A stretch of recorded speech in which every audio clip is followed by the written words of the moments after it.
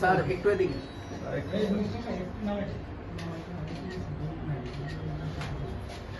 देखिए একটু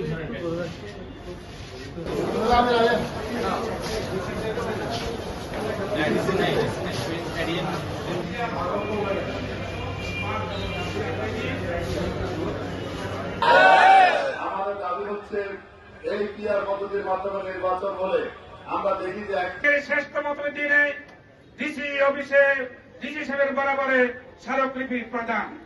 এই স্মারকলিপি মূল কথা হচ্ছে বাংলাদেশ জামায়াত ইসলামী 5 দফা দাবি আদায়ের মাধ্যমে বাংলাদেশে আগামী দিনে একটি সুষ্ঠু নিরপেক্ষ অবাধ গ্রহণযোগ্য নির্বাচন চায়। সেই নির্বাচনের জন্যই আমরা অতীত সহ সবকিছু বিশ্লেষণ করলে দেখা যায় পিআর পদ্ধতি ছাড়া নির্বাচন সুষ্ঠু হবে না, নির্বাচন গ্রহণযোগ্য হবে না, নির্বাচন বৈধ হবে না, নির্বাচন অবৈধ হবে না। এজন্য আজকে সকল কিছু বিশ্লেষণ করে আমরা আজকে স্মারকলিপি পূর্বের এই সমাবেশে আমাদের মাঝে উপস্থিত আছেন নির্বাচনের জন্য লেভেল প্লেইং ফিল্ড। আমরা দেখি একটি বড় দল আজকে বিভিন্ন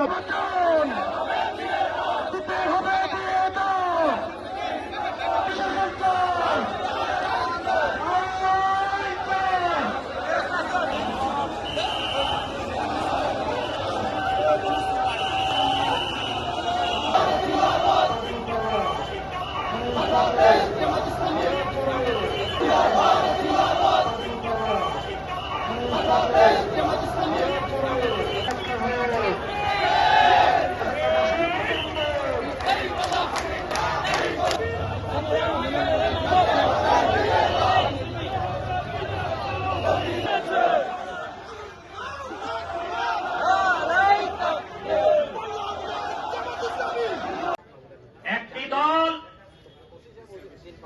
ক্ষমতা পরিবর্তনের সাথে সাথে বাস স্ট্যান্ডে দখল শুরু করেছে।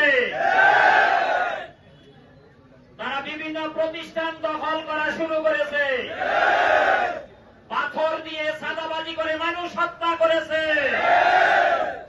তারা বুঝতে পেরেছে পিআর পদ্ধতিতে নির্বাচন হলে তাদের ভরাডুবি হবে। পক্ষ থেকে বাংলাদেশের সকল জেলা প্রশাসকের কার্যালয়ে এইভাবে সমাবেশ করে প্রধান উপদেষ্টা বরাবর স্মারকলিপি প্রদান করা হচ্ছে।